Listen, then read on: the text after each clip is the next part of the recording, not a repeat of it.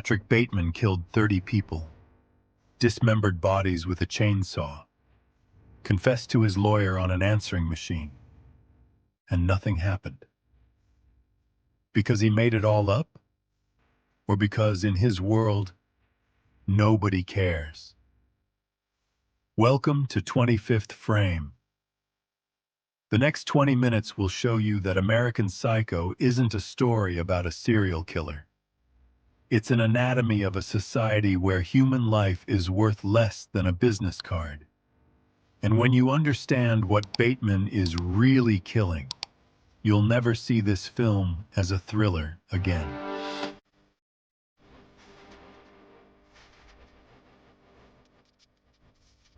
Act 1. The Trap. On the surface, it's the story of a Wall Street serial killer. Patrick Bateman, vice president of an investment firm. By day, he discusses mergers and acquisitions. By night, he murders prostitutes and homeless people. Classic psychopath. Lack of empathy, narcissism, need for control. But here's the question that director Mary Harron and author Bret Easton Ellis ask from the very first scene. Did the murders even happen? Because the film constantly undermines its own reality. Bateman kills his colleague Paul Allen with an axe to the sound of Huey Lewis and the news, dismembers the body, drags the corpse through the lobby of a luxury building. And the next day, a detective tells him, Paul Allen is alive. He's in London. Bateman returns to Allen's apartment. There's renovation happening. A realtor looks at him like he's insane. No trace of blood. He calls his lawyer, sobbing, confesses to the murders. And the lawyer laughs. You're too much of a coward to kill anyone. By the way, I saw Paul Allen twice in London last week. So what's the truth? Most viewers fall into two camps. Camp 1. It was all real. Society simply didn't notice the murders because everyone is absorbed in themselves. Camp 2. It's all in his head. Bateman is a fantasist who dreams of power through violence but is too cowardly to act on it. But what if both camps are wrong? What if the question, real or not, is a trap? What if Mary Harron is making a film where it doesn't matter whether he killed or not? Because the result is the same. Over the next 20 minutes, I'll show you 3 layers of American Psycho. Layer 1. Patrick Bateman as Emptiness. A man who doesn't exist. Layer 2. Murder as metaphor. What Bateman is really destroying. Layer 3. The world as accomplice. Why the society around him is the real psychopath. Let's go deeper. Act 2.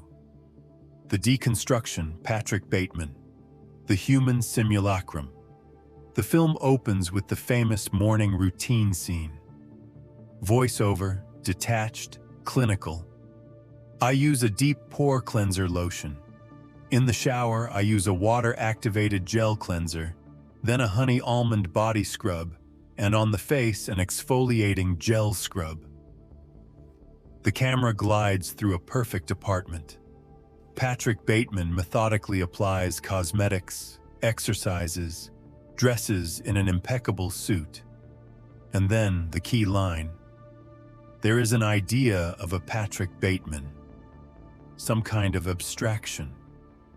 But there is no real me, only an entity, something illusory. This isn't a psychopath's confession. This is a diagnosis. Bateman isn't hiding a personality behind a mask. He has no personality, only the mask. He exists as a collection of rituals, brands, status symbols. But behind all of it, emptiness. The business card scene. The business card scene isn't comedy, it's horror. Four bankers sit at a table pulling out business cards. The camera shows close-ups of embossing, fonts, paper texture. Bateman sees Paul Allen's card. Eggshell white, Romalian type, subtle off-white coloring, tasteful thickness. His face freezes. Internal monologue. Look at that subtle off-white coloring, the tasteful thickness of it. Oh my God. It even has a watermark. Sweat on his forehead, hands trembling. This isn't envy. This is existential crisis.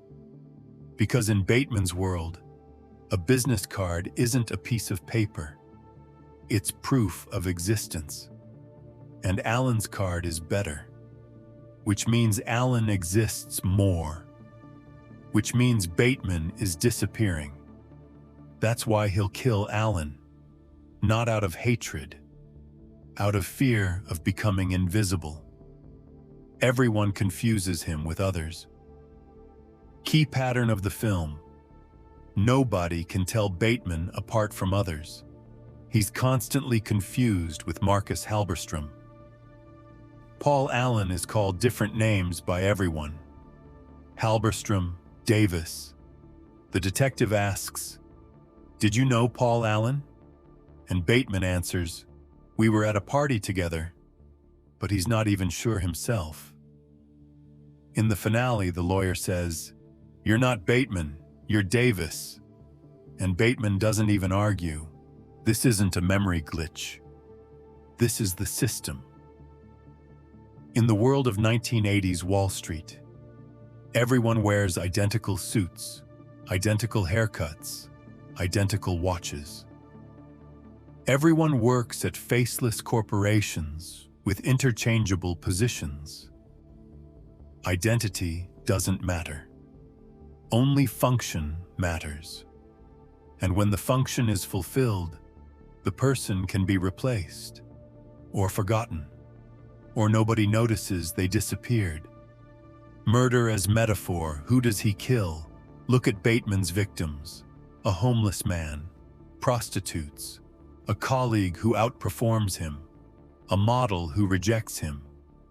They're all what he fears. The homeless man is what he could become if the system discards him. Prostitutes are the only ones who see him without the mask of status. Paul Allen is a mirror showing he's not unique. The model is a woman unimpressed by his money. Bateman doesn't kill people. He kills threats to his ego. But here's the paradox. The murders bring no relief, because you can't fill emptiness with violence. Escalation as a cry for help. Notice how the murders become increasingly absurd. First, a single murder, planned, hidden. Then, a chainsaw in the bathroom, blood fountaining. Then, a shootout with police on the street, exploding cars.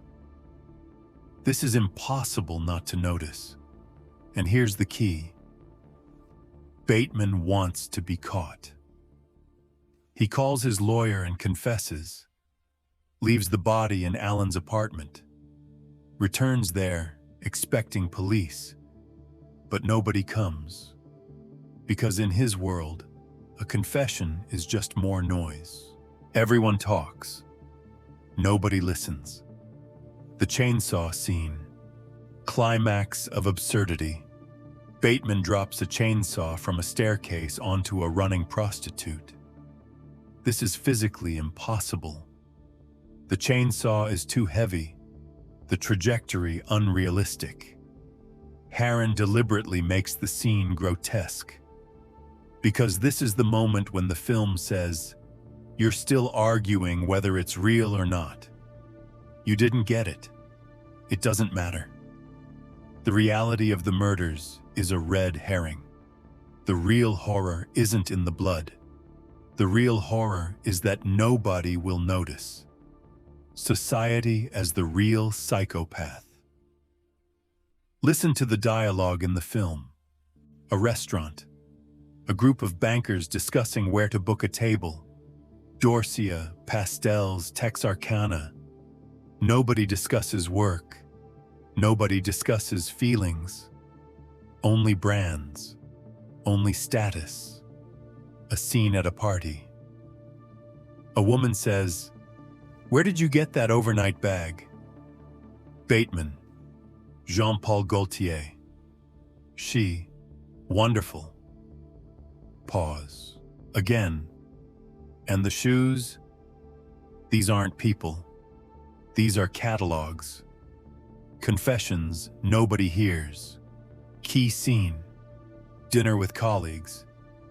Bateman, drunk, says, "I like to dissect girls.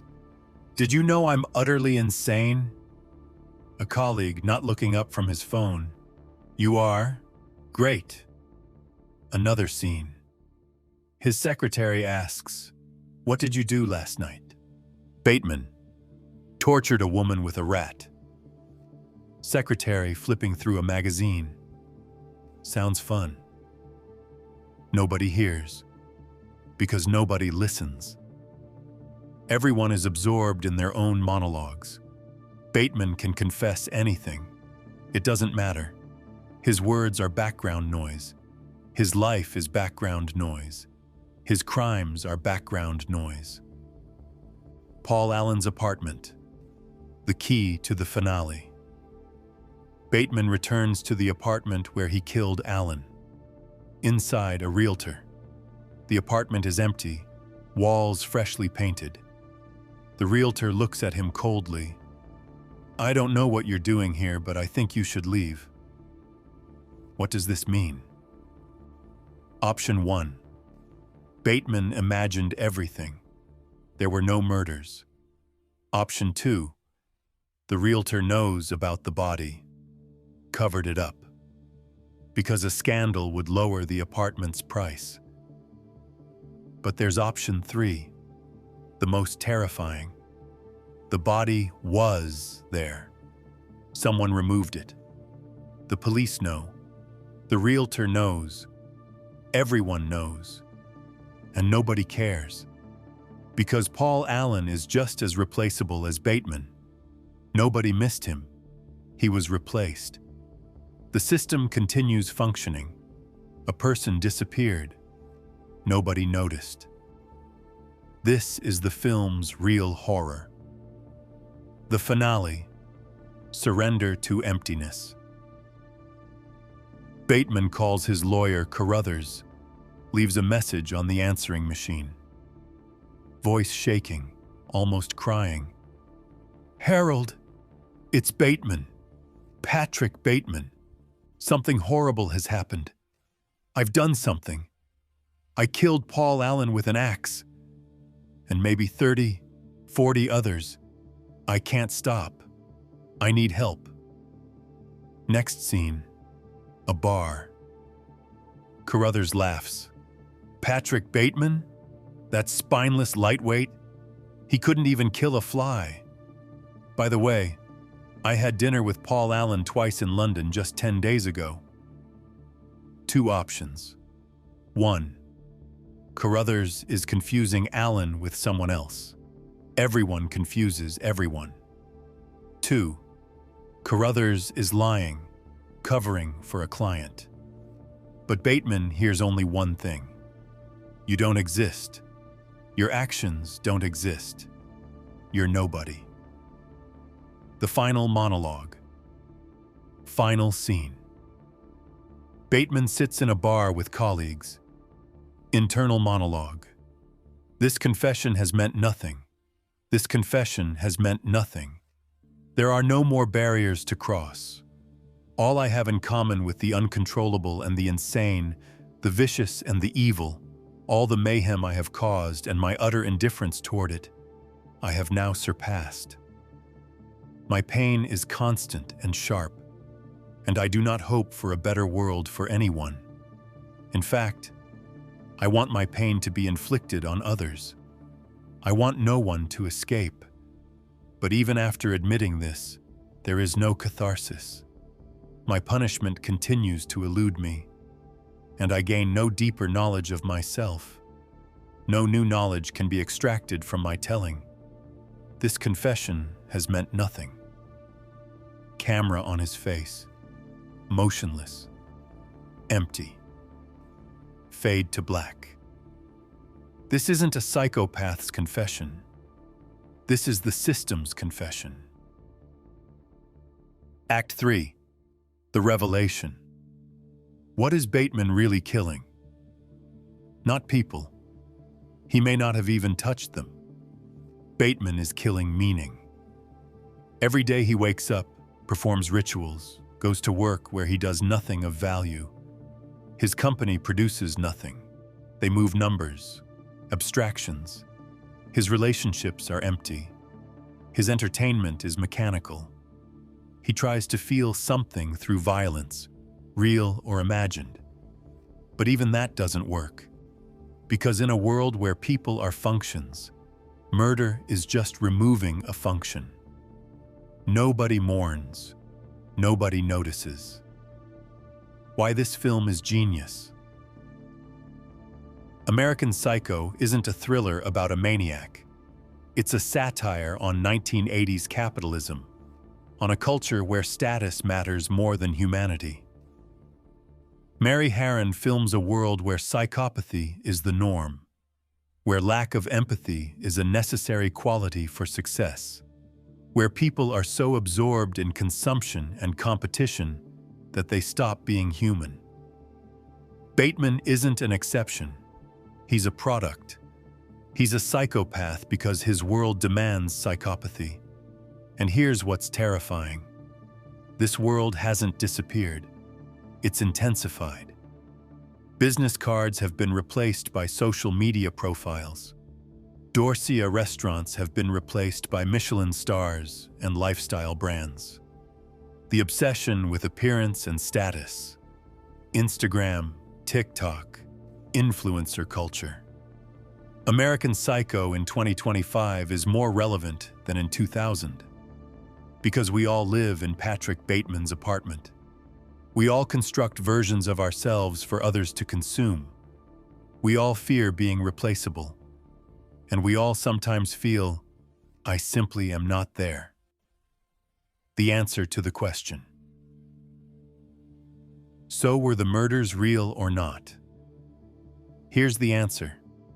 It doesn't matter. Because even if Bateman killed 30 people, the result is the same. Nobody noticed. Nobody cares. The system continues functioning. And if he didn't kill anyone, he's still a monster. Because he wants to kill, fantasizes about it, gets pleasure from the thought of violence. The absence of action doesn't make him innocent. Harron holds up a mirror to the viewer.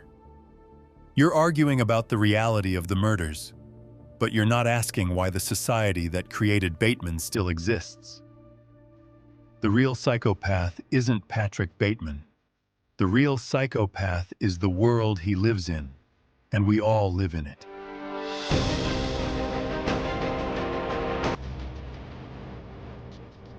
If this breakdown made you see American Psycho not as a thriller, but as a mirror, save this video. Write in the comments, were the murders real? And more importantly, why does it matter to you?